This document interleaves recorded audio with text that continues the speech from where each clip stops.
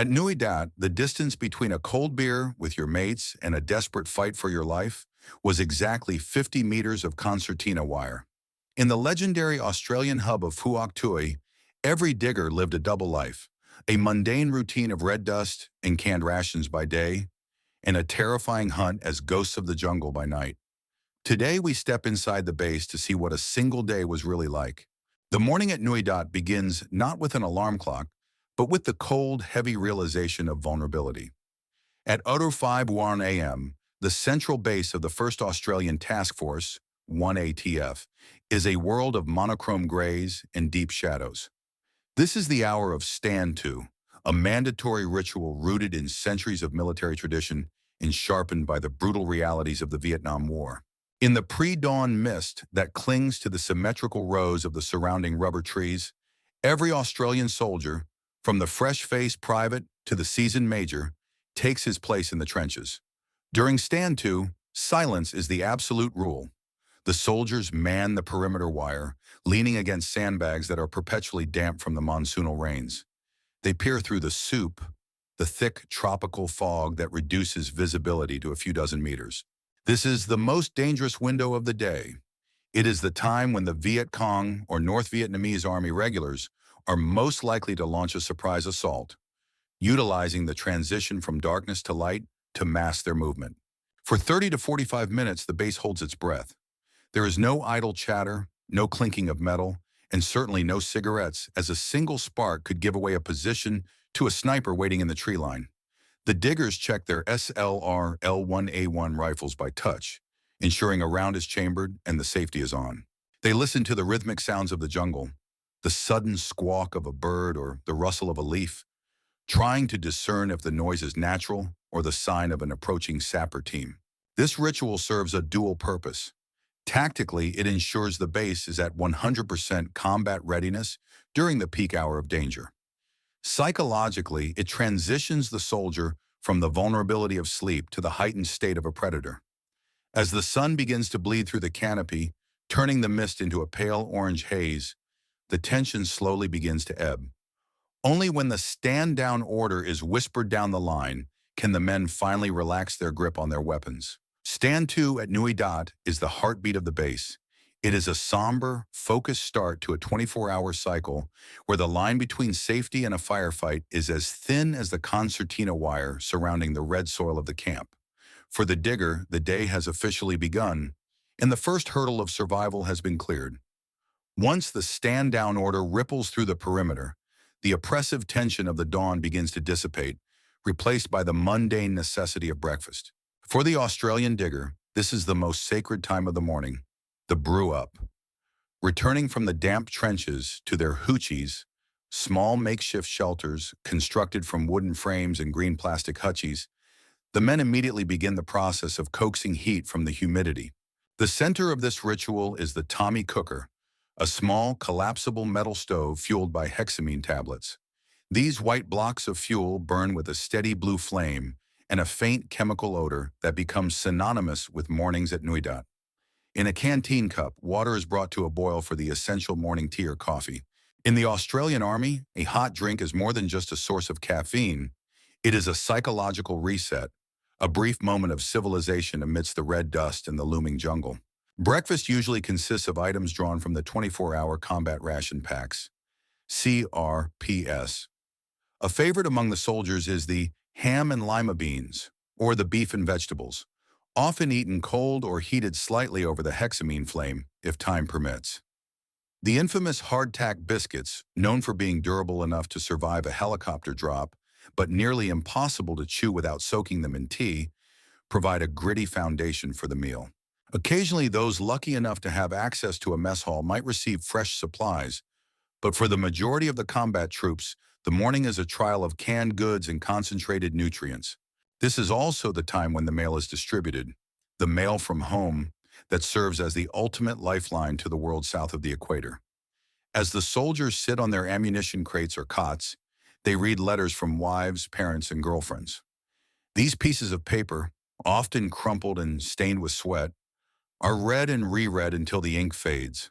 The smells of the base, a mix of diesel, burnt refuse from the crap burners, and the earthy scent of the rubber trees fade into the background as the men briefly transport themselves back to the beaches of Sydney or the sheep stations of the outback. However, the camaraderie is the true nourishment. Conversations are peppered with strine slang and dark, self-deprecating humor. They mock the quality of the rations, complain about the heat already rising from the ground, and discuss the previous night's patrol. This morning interaction is where the mateship that defines the Australian Army is forged. It is a quiet, domestic interlude that masks the grim reality of the equipment checks soon to follow. By the time the last drop of tea is drained, the digger is no longer a sleepy individual. He is once again part of a cohesive unit, ready to face the physical demands of the day. As the morning sun climbs higher, burning off the last of the mist, the domesticity of the brew-up vanishes. The morning now shifts toward the meticulous and repetitive task of gearing up. For an Australian infantryman at Nui Dat, his equipment is not merely a collection of tools. It is his life support system and his only insurance policy against the unpredictable nature of the Phuoc Tuy jungle. The preparation is silent and methodical, a ritual of muscle memory that ensures every piece of gear is exactly where it needs to be when a contact occurs. The centerpiece of this preparation is the L1A1 self-loading rifle, SLR. The digger spends a significant portion of his morning ensuring the weapon is spotless, despite the ubiquitous red dust of Nui Dat that threatens to jam the gas regulator. He strips the rifle, wipes down the working parts, and checks the tension of the magazines. Unlike the American M16, the SLR is a heavy, powerful weapon, and its 7.62mm rounds are heavy to match. A soldier usually carries upwards of 10 magazines, distributed across his webbing to balance the weight. Then comes the kit inspection. The basic load for a digger is staggering, often reaching between 30 and 40 kilograms. On his belt and harness, the webbing, he carries water canteens, a bayonet, a first aid kit, and basic survival tools. His large pack, or rucksack, is a mountain of necessities. Spare socks, vital for preventing trench foot, 3 days of rations, a poncho for the sudden monsoons, and the heavy claymore mines used for night ambushes. Every item is taped or secured to prevent rattle. In the jungle, the sound of a metal buckle hitting a canteen can be a death sentence. Water is the most critical component. In the oppressive 40 quarters heat, a soldier can sweat out liters in a single hour of movement. Each man carries at least 4 to 6 liters of water, often treated with bitter-tasting iodine tablets. The weight is punishing, pressing the canvas straps into the shoulders until the skin is raw. But no one complains about the extra canteens. The final touch is the personal preparation. The digger applies mung gas, a potent insect repellent, to his neck and wrists to ward off the swarms of mosquitoes and leeches. He checks his boots, ensuring they are laced tightly to provide ankle support on the uneven forest floor. As he heaves the pack onto his back, a visible transformation occurs. The relaxed man who was joking over tea minutes ago disappears, replaced by a heavily laden combatant. The physical burden is immense, but it is a weight he shares with his mates. Standing in the red dirt, adjusted and checked by his partner, the digger is now a self-contained fortress, ready to step beyond the wire into the emerald silence of the rubber plantation. The transition from the relative safety of the Nui Dat perimeter to the outside world is a sensory jolt. Once the section is geared up, they receive the order for a clearing patrol. This is a short-range reconnaissance mission conducted daily to ensure that no Viet Cong sappers or mortar crews have infiltrated the immediate surroundings of the base overnight. As the soldiers move through the gap in the concertina wire, the atmosphere shifts instantly. The noise of the base, the shouting, the idling truck engines, and the clatter of the mess falls away, replaced by a silence so heavy it feels physical. The digger moves into the rubber trees in a staggered file or patrol diamond formation. In the plantation, visibility is deceptive. You can see hundreds of meters down the perfectly straight rows of trees, but the diagonal views are a tangled mess of shadows and gray trunks. Every man has a specific arc of responsibility. The lead scout has the most nerve-wracking job. He scans the ground for tripwires or disturbed earth that might indicate a mine, while also looking for the telltale signs of human presence. A broken twig, a discarded cigarette butt, or the faint smell of cooking fire. Communication is entirely nonverbal. A raised hand means stop. A thumb pointed down means enemy spotted. The only sound is the rhythmic, muffled crunch of boots on the dry leaves and the heavy, controlled breathing of men under exertion. The heat begins to bake the red soil, and within minutes the digger's jungle greens are soaked with sweat. Despite the discomfort, his eyes never stop moving. He is looking for anomalies, something that doesn't belong in the natural geometry of the forest, like the horizontal line of a rifle barrel or the unnatural green of a khaki uniform. The psychological strain of the clearing patrol is different from a major battle. It is a game of high-stakes hide-and-seek. The Viet Cong are masters of the stay-behind ambush, and the Australians know that an entire squad could be watching them from a spider hole just 5 meters away. The diggers rely on their training in jungle craft, a set of skills the Australian SAS and infantry perfected to out-stealth the local guerrillas. They move slowly, freezing in place for minutes at a time to listen to the forest heartbeat. As the patrol reaches the limit of its assigned area and begins the loop back toward the base, the tension remains high. The re-entry into the perimeter is just as dangerous as the exit. Communication with the sentries on the wire must be perfect to avoid friendly fire.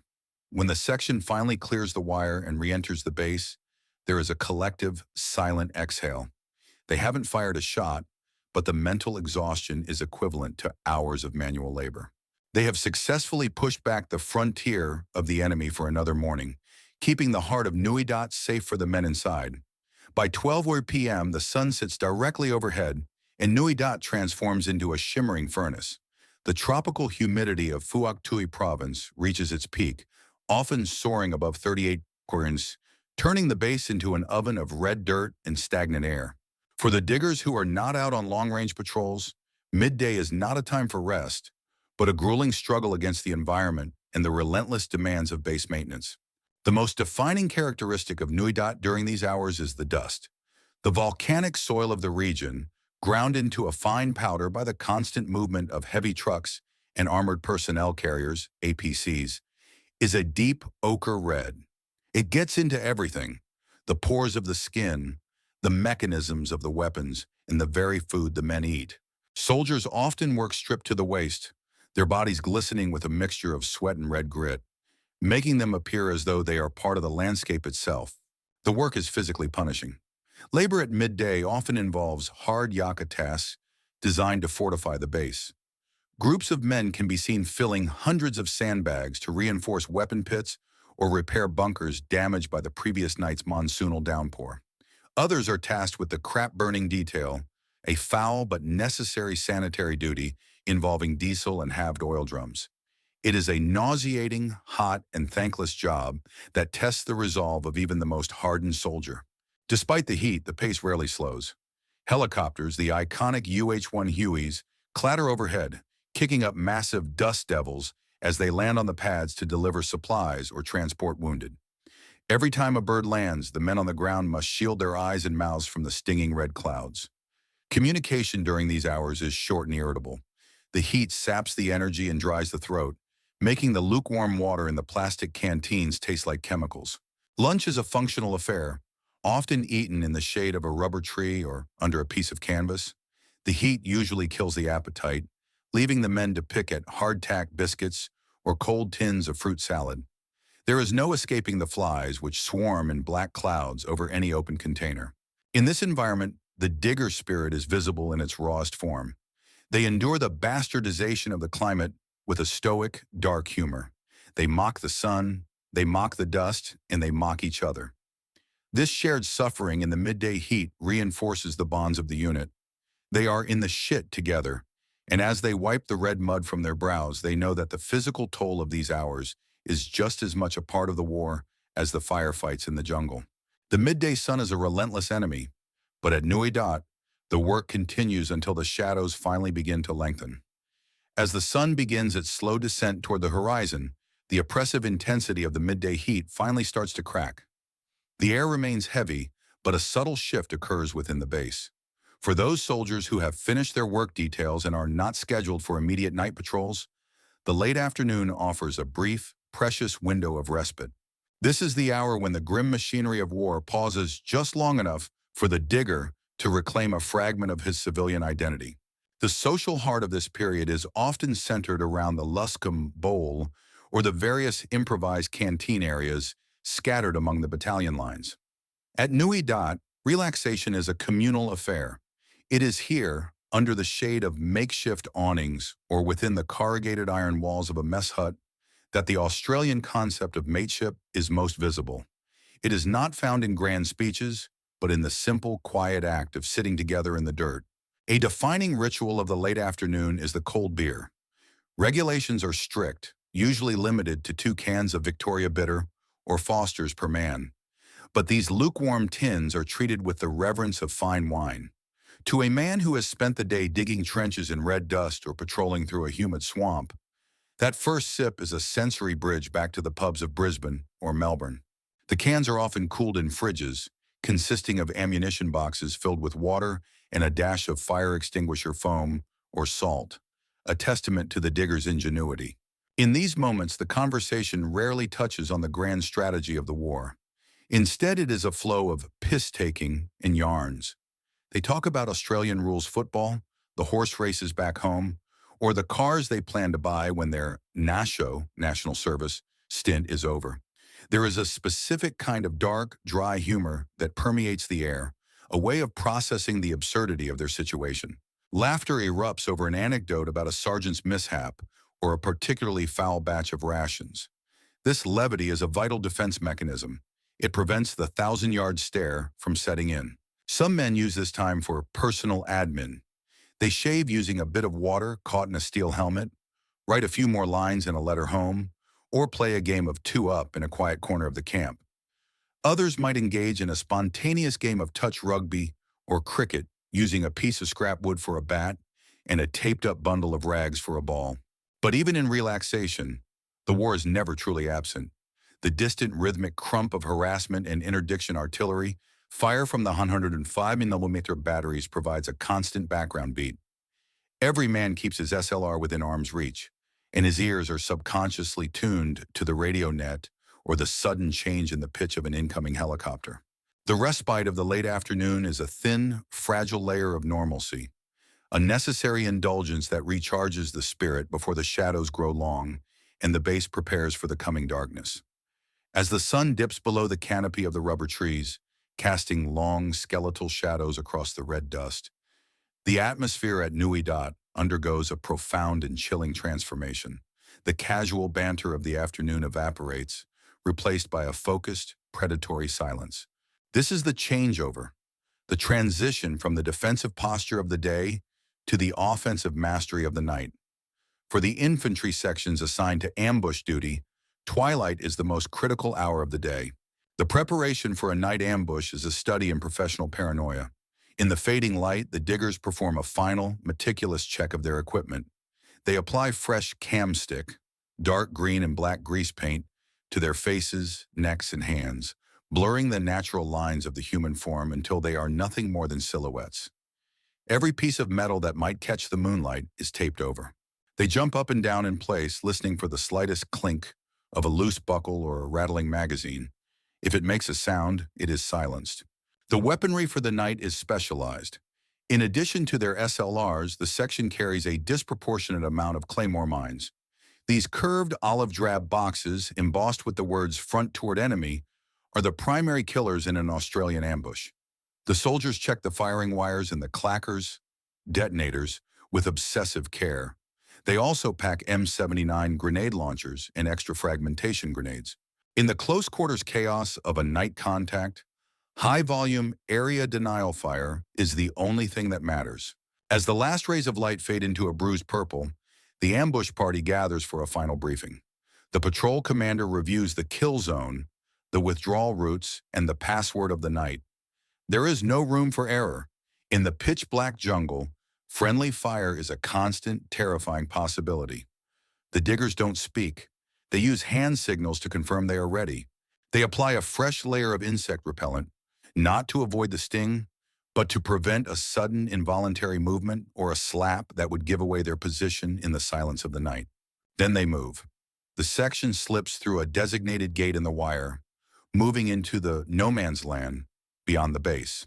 They don't walk, They flow through the trees, utilizing the stop-start rhythm of the hunter. Their goal is to find a likely enemy transit route, a trail, a creek bed, or a break in the vegetation, and disappear into the earth. Once they reach the ambush site, they will lie perfectly still in the mud for 6, 8, or 12 hours. They will endure the mosquitoes, the dampness, and the bone-deep chill of the jungle night without moving a muscle. As the lights of Nui Dat fade behind them, these men cease to be diggers in the traditional sense. They become the ghosts of the jungle, waiting in the dark for an enemy they can only hear. By 22 hours, Nui Dat has surrendered to the dark. The sprawling base, which was a hive of red-dusted activity just hours ago, is now a silent fortress. The only light comes from the cold, distant stars and the occasional green flicker of a radio dial in a darkened command post. For the majority of the task force, this is a time of fitful sleep on narrow cots. But for the men on picket, the night is just beginning. The night guard is the final lonely shift in the digger's 24-hour cycle, a test of sensory discipline and mental stamina. The picket is organized into a rotating schedule, 2 hours on, 4 hours off. The transition from sleep to duty is jarring. A soldier is shaken awake by his mate, whispers the on-station confirmation, and crawls out of his warm hutchie into the damp, chilling night air. He moves toward the perimeter weapon pit, his SLR held tightly against his chest. Once in the pit, he relieves the previous sentry with a whispered exchange of the password and a brief status update. "Quiet night, Skip. Only the crickets." The darkness of the rubber plantation is absolute. Without the benefit of modern thermal optics, the digger relies on his ears and his peripheral vision. He does not stare directly into the blackness. He scans the tree line, knowing that the human eye detects movement better at the edges of its focus. The silence is deceptive. The jungle at night is never truly quiet. There is the constant hum of insects, the rustle of a small animal in the dry leaves, and the groan of the rubber trees swaying in the wind. The guard must filter these natural sounds from the unnatural ones. The metallic click of a weapon, the muffled snap of a twig under a boot, or the rhythmic breathing of a sapper team cutting the wire. The isolation of the night guard is profound. Sitting alone in the pit, the digger is forced into his own head. He thinks of the world, Australia, and the people he left behind. He counts the days remaining on his tour, the short-timer's calendar etched into his mind. But every few minutes, he snaps himself back to the present. The monsters in the dark are real. To maintain alertness, he might count his breaths or slowly run his fingers over the texture of his rifle's handguard. He is the eyes and ears for his sleeping mates. The safety of 1,000 men rests on his ability to stay awake. Occasionally, the silence is shattered by the H&I, harassment and interdiction, fire from the artillery lines. The sudden, violent boom of a 100mm howitzer firing a shell toward a distant enemy transit route sends a physical shockwave through the ground. The flash momentarily illuminates the rows of trees like a lightning strike, leaving the sentry blinded for several seconds as his eyes struggle to readjust to the gloom. As the clock nears 05 or Cimter, the air grows colder, and the first hints of gray begin to bleed into the eastern sky. The digger feels the familiar tightening in his chest. The 24-hour cycle is coming full circle. Soon he will hear the first stirrings of the Stand To order. He has successfully held the night, keeping the base asleep through the most vulnerable hours of the day. As the mist begins to rise from the red soil once more, he prepares to hand over the watch, a single link in an unbroken chain of vigilance that defines life at Nui Dat.